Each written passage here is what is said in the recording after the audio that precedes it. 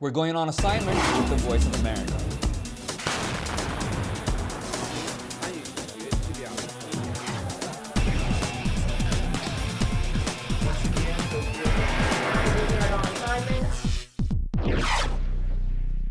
Hey everyone, welcome to our show where we bring you the stories behind the stories through the lenses of VOA reporters around the world. I'm Alex Villarreal. And I'm Philip Alexio, sitting in for Imran Siddiqui today. We go first to the Middle East, where conflict in Syria has unleashed an old disease. In North Korea, leader Kim Jong-un orders the death of his own uncle. What does this mean for the rest of the country? Then wildfires around the world, they're getting bigger and more costly. What's behind the surge and what can be done to stop it? And a day in the life of the Hollywood paparazzi. It just might surprise you. Smile for the camera. On Assignment is next.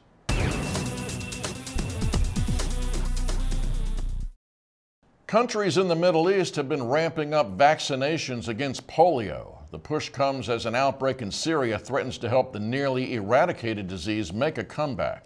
Polio resurfaced in war-torn Syria after years of conflict disrupted vaccination efforts.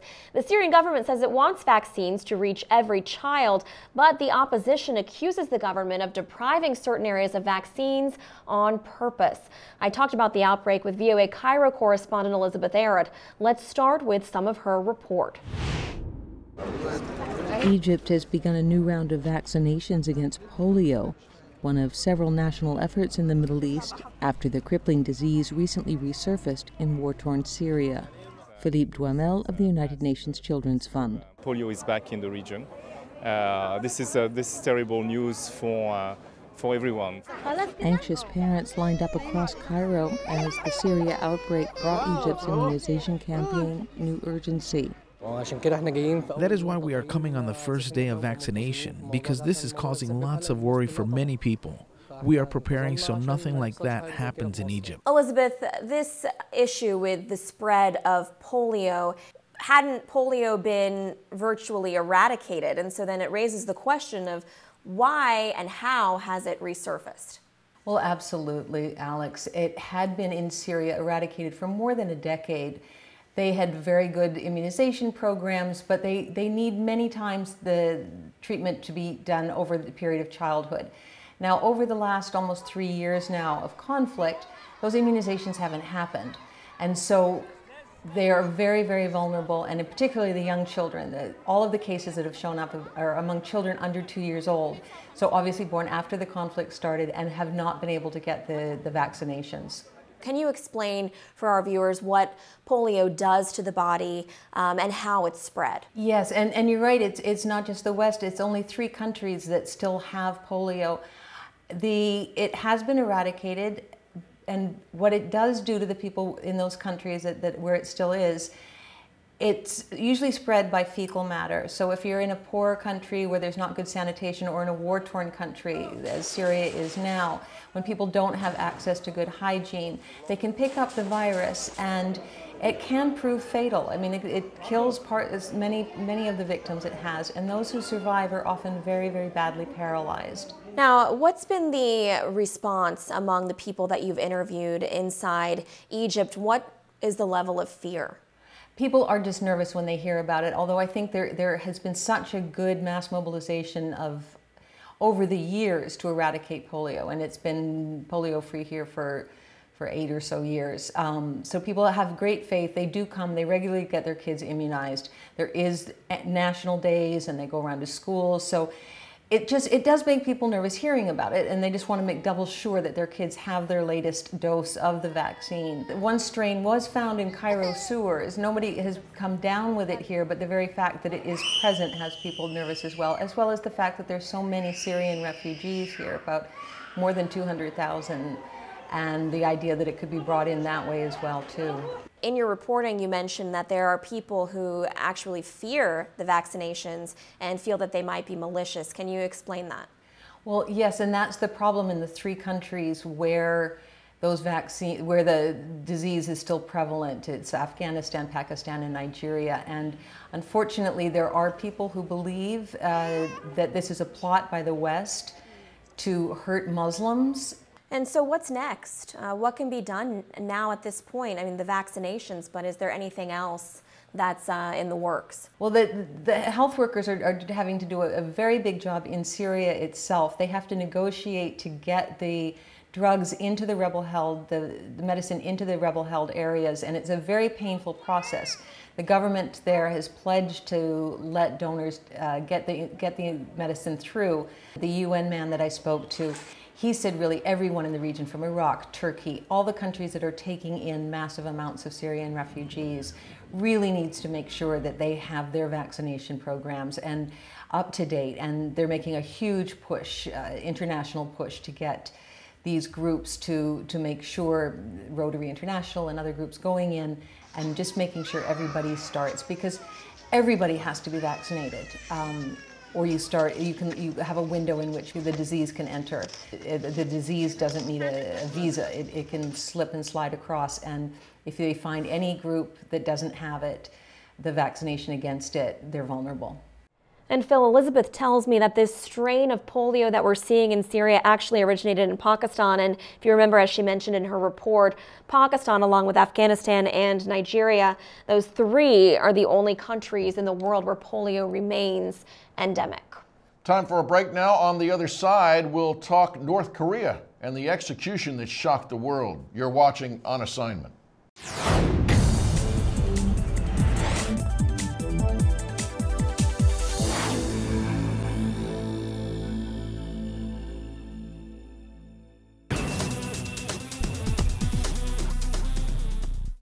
The execution of North Korean leader Kim Jong-un's uncle, Jang Song-taek, considered the country's second most powerful man, has raised concern around the world.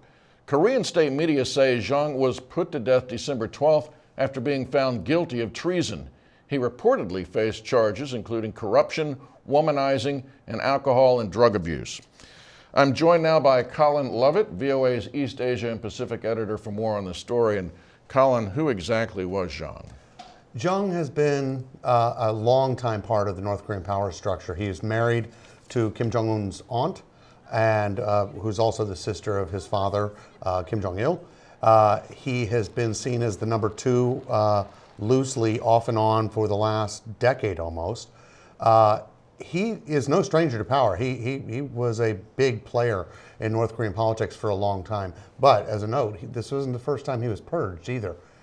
It's obviously the last time he's going to be purged, but he was purged a couple of times before. Well, now, we've got video from Pyongyang showing that Jang was being removed from a party meeting by 2 military guards, and that's kind of an unusual public event.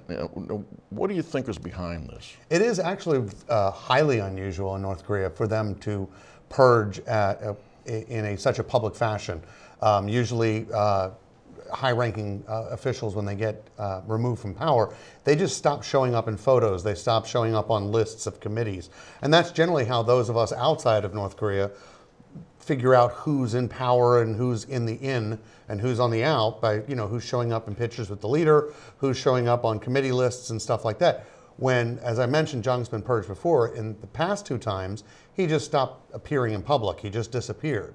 So this was a highly unusual step, and analysts are really divided on what the meaning of it was, whether this was a sign of weakness or a sign of strength on Kim Jong-un's part. So I mean, what does it say, I guess, about Kim Jong-un and how he feels about power? I guess because we're left to guess. We are left to guess. I mean, obviously they're not going to make any statements. They threw as you mentioned, they threw the entire book of potential charges against this guy before they summarily found him guilty and then executed him the next day.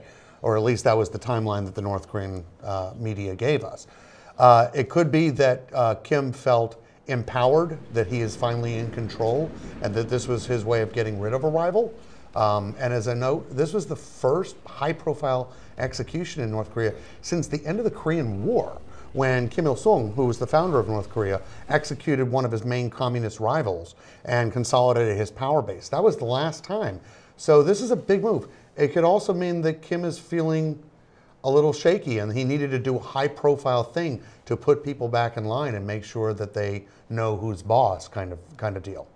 All right, Colin Lovett, VOA's East Asia editor here at the Voice of America. Coming up, we'll take another break, but still to come, coping with global megafires. You're watching On Assignment. Australia, Indonesia, Russia, Greece, these are just a few of the countries where massive wildfires have broken out in recent years. 3 brutal blazes devastated parts of the western United States in 2013, and another wildfire was burning near California's Big Sur region in mid-December. Fire experts say most of these so-called megafires stem from a combination of climate change, land use, and human mismanagement. VOA's Mark Snowis has been looking into this, and he told me what he found. Let's begin with the start of his report. Colorado, June 2013. The Black Forest Fire destroys more than 500 homes. Weeks later, Arizona's Yarnell Hill Fire kills 19 firefighters from the elite Granite Mountain hotshots. Then, in August, California's Rim Fire, the 3rd largest blaze in state history, threatens San Francisco's water supply. You talk about the developed world, and your story specifically focused on the United States, but this is not just a U.S. problem. Tell us about what's going on in the rest of the world. Well, it depends where in the rest of the world. Basically, in the developed world, like Australia, the United States, Canada, even Russia to a certain extent, it's a similar pattern. You know, like in Australia, you also have cities expanding, suburbs growing, and then this kind of political pressure to suppress fire.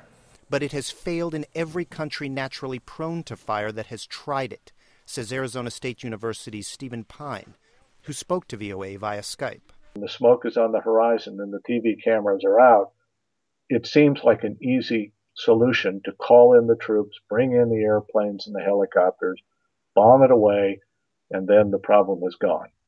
All we've done is put it off. In other words, suppression is a temporary fix that creates more dangerous fires later. It allows the buildup of lower vegetation or fuel that can carry fire to taller treetops. There's good fire. There's kind of good fire and bad fire, and when you suppress fire to protect property or for other reasons, you're going to create more out-of-control, larger fires later, and that's sort of what's been happening in the last 20 years. Those countries that see people leaving cities in the developed world, that's what you have. But you also have countries like in Greece and Portugal, where those are also fire-prone areas in the Mediterranean. But those countries are kind of catching up on economic development. They're maybe a couple decades behind. And you have people entering the cities. You have traditional landowners and villagers that used to put small control burns on their land and take care of their land. They're leaving the land. And then when they come into the cities, that land just lies there, the fuel grows up, and you get the same situation, but from the reverse causality. Let's talk about this idea of good fire versus bad fire, because I think most people, when you think of fire, you think that's bad. We don't want fire. So what's a good fire? Really, good fires are smaller fires that are allowed to burn, clear out lower vegetation. The more mature trees stay, they don't get burned down, because the fire also is lower. It's not growing as much. It's not going to take off. And the trees, the mature trees, are going to remain after the fire, and that's going to be healthy. It's like weeding your garden. When you get the weeds out, the healthy shrubs and the trees stay there, and what you don't want, you take out. So that's where we've gotten out of balance, and now more fires are kind of bad in a way because they're so huge and they're so costly and they're so dangerous. They're burning down houses and they're putting firefighters at risk, and they're just costing more and more money, and it's getting out of control. You talk to fire officials and fire experts about this problem. What do they say needs to be done? Everybody pretty much knows that we have to change the way that we're handling fire. A number of experts are saying that money has to be redirected to fuel reduction, it's called, where you go out in the wintertime, you hire crews when it's not fire season, clear out some of the brush. But one thing that's interesting that people are saying is that maybe we need to move kind of towards a hurricane model. Like when the hurricane's coming, basically you board up and you leave town, and then you come back and deal with the issue. With fires getting so huge, that's also one suggestion that some people have, is not to lose lives protecting property when that property is built in areas that are sort of the fire equivalent to a floodplain. All right, our thanks to Mark Snowis of VOA News. Now, in March of 2014, a United Nations panel will publish a report that discusses wildfires as part of a broader look at global climate change.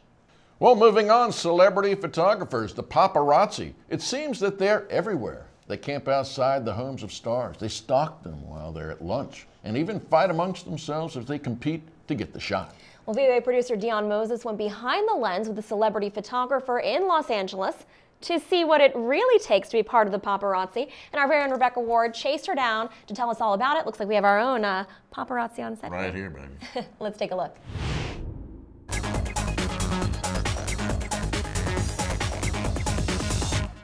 Just kind of a nice break from everything. The stories can be kind of outrageous sometimes, but they're kind of fun and a little different, and a nice break just from everyday life. They'd like to see your photos. What they don't like is how they perceive that you get the photos. It's a guilty pleasure of everybody in the world. I used to see celebs all the time, but it never really occurred to me that I could make money off of taking photos of them, and now I know I can, I do. I mean, TMZ, People Magazine, he's done interviews for Radar. He actually just did an interview for Time maybe a couple weeks ago before I found him. He's actually pretty popular. He has a long and lengthy history here in LA. And he's apparently very good, because the picture that he captured of Robert Redford at the airport was excellent. He did say it was great to be recognized for his work, and that people find his photographs interesting and that they tell a story. And that's what he told me. When he films celebrities, he tries to capture everyone's face that's with the celebrity to tell a story, whether it's them hanging out with their children or them shopping or just a loving couple walking down the street. Well, he realizes, of course, that there's a negative connotation that goes along with the term paparazzi. It's not just photographer, he's paparazzi. So how does he deal with that? When I first asked Giles to do the interview, I said, I understand if you don't want to do it. And he said, no. He said, I'm not doing anything wrong, so I have no problems offering interviews, letting you ride along with me. Where was J-Lo? And he said, people think that paparazzi they're bad people. He's like, we're not. He's like, it's a job, and there's a market out there for it, so we're feeding the market. You can't have it both ways, and when you have people like the Kardashians doing photo shoots with their children and selling access to magazines, once they open that door, you just can't switch it off. So when it comes to children, though, do the paparazzi, do they have kind of a code of ethics when it comes to kids? Giles says that he does. He said some other paparazzi, they aren't like that. He says that he won't take a picture of a child if they're by themselves, or he won't wait outside of a school for a child and their parents to come pick them up. But he says he will take a picture of a child with their parent. He's just trying to get a picture of the celebrity doing their normal and daily routine, because the public likes that. It humanizes celebrities for the public. They want to be famous. They want to be talked about. If you're not being talked about, then you're not important. Like Heidi Klum says, one day you're in, the next day you're out. Who doesn't like their picture being taken? Did he tell you that? Because we know that. Alec Baldwin. Has he taken his picture? Alec Baldwin. He has. He says they've gotten cursed out a lot. He says Halle Berry, she goes pretty nuts when she's with her daughter, which is understandable. He said, but for the most part, everyone's nice about it. But I did notice that when we saw Alessandra Ambrosio with her children, they definitely kept their distance, and they were telling each other, hey, back up, back up. It wasn't too crazy, but I have seen it, it got pretty crazy. Like you saw the video of Lady Gaga at the AMAs not too long ago. That was pretty nuts. Is she there? No, is she in town? I think she's in town. And I don't even have my camera. Yeah, no, it's Robert Redford getting in the car. Tell me about the kind of chasing down Robert Redford. Right. So we were only in the car for about 10 minutes. We're driving down, and I see this guy coming out of this normal bland hotel. Somebody's carrying his bags behind him. He has a fancy scarf on, and another guy's opening the door. And I said, well, that guy looks pretty important. And he said, who? And then just as he said that, I hit the camera button, and I focused on him, and he was like, oh my God, that's Robert Redford. And so he did an illegal U-turn, and we followed him to the airport. I was trying to be discreet, but in the instance of trying to get the story, I had to get out of the car and shoot Giles as well as shoot Robert Redford. Although it made me a little uncomfortable because I felt as though I was invading his privacy, but, you know, when in Rome. VOA producer Dion Moses. Now, the photographer in Dion's story has been arrested before because of his work, and next year his job gets a little bit tougher, though, a result of a new law that criminalizes taking pictures of celebrities' children. Well, staying in the entertainment world, Saratoga Springs, New York is far from a U.S. musical hotspot like Nashville or Memphis, but in the past 5 decades, a small coffee house there has hosted thousands of folk music performances, helping many of America's best-loved artists launch their careers. Cafe Lena calls itself the oldest continuously running folk coffee house in the United States. VOA's Carol Pearson has the story.